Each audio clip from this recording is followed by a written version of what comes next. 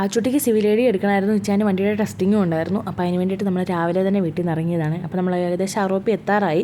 അപ്പോൾ നമ്മൾ അവിടെ ചെന്നിട്ട് വണ്ടി ഒന്ന് വാഷ് ചെയ്യാനൊക്കെ കൊടുത്ത് കഴിഞ്ഞിട്ട് നമ്മൾ കാപ്പ് കുടിക്കാൻ വേണ്ടി കയറി. ഞാൻ പൂരി ഓർഡർ ചെയ്തിട്ടുണ്ടായിരുന്നു, ഇച്ചാൻ ഗീ റോസ്റ്റ് ഓർഡർ ചെയ്തിട്ടുണ്ടായിരുന്നു. അങ്ങനെ ഞങ്ങൾ അങ്ങോട്ടും ഇങ്ങോട്ട് ഷെയറൊക്കെ ചെയ്ത് ഭക്ഷണമൊക്കെ കഴിച്ച് അപ്പോഴത്തേക്കും നമ്മുടെ വണ്ടിയൊക്കെ ഒന്ന് വാഷ് ചെയ്ത് കിട്ടി.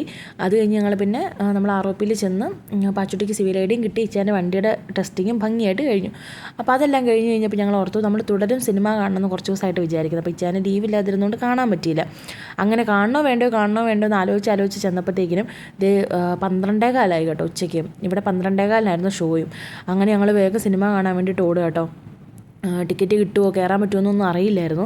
അങ്ങനെ ഞങ്ങൾ ചെന്ന് നോക്കിയപ്പോൾ ടിക്കറ്റ് ഉണ്ടായിരുന്നു. കയറിക്കൊള്ളാൻ പറഞ്ഞു. അങ്ങനെ ഞങ്ങൾ വേഗം ടിക്കറ്റൊക്കെ എടുത്ത് കയറി. കാരണം ഈ സിനിമ ഒന്ന് തിയേറ്ററിൽ പോയി കാണണമെന്ന് കുറേ ദിവസമായി നമ്മളിങ്ങനെ മനസ്സിൽ വിചാരിക്കുന്നത്. അപ്പം സമയം കിട്ടിയപ്പോൾ നമ്മൾ ഓടി ചെന്നതാണ്.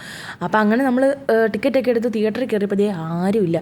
ഞാനും ഇച്ചാരും പാച്ചൂട്ടി മാത്രമേ ഉണ്ടായിരുന്നുള്ളൂ. ഞങ്ങൾക്ക് 3 പേർക്ക് വേണ്ടിയിട്ട് അവർ സിനിമ ഇട്ട് തന്നതാണ് കേട്ടോ. കാരണം ഉച്ച സമയമല്ലേ, അതുകൊണ്ട് ചൂടും അത്. അപ്പോൾ ആ സമയത്തൊന്നും അങ്ങനെ ആരും സിനിമയ്ക്ക് വരില്ലല്ലോ. വൈകിട്ടൊക്കെ ആകുമ്പോൾ അത്യാവശ്യം തിരക്കുണ്ടാവും.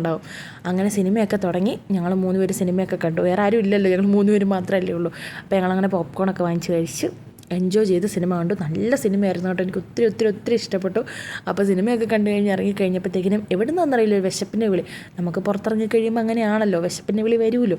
അപ്പോൾ അങ്ങനെ നമ്മൾ അവിടെ ചിക്കിങ്ങിൽ പോയിട്ട് നമ്മൾ ഫുഡൊക്കെ വാങ്ങിച്ച് കഴിച്ച് അതിൻ്റെ താഴത്തെ മോൾ വഴി കുറേ നേരം തെണ്ടിത്തിരിഞ്ഞ് നടന്ന് പാച്ചുട്ടീനെ അവിടെ ഒരു കിഡ് സ്റ്റേഷനിലൊക്കെ കൊണ്ടുപോയിട്ടുണ്ടായിരുന്നു. അപ്പോൾ അവിടെ കുറേ സമയം കളിച്ച് ബഹളമൊക്കെ ഉണ്ടാക്കി. അങ്ങനെ ഞങ്ങൾ വീട്ടിലേക്ക് പോന്നു. അപ്പോൾ അത്രേ ഉള്ളൂ വീഡിയോ ഇഷ്ടമായാൽ ലൈക്ക് ചെയ്യാനും ഷെയർ ചെയ്യാനും സബ്സ്ക്രൈബ് ചെയ്യാനും മറക്കരുത്.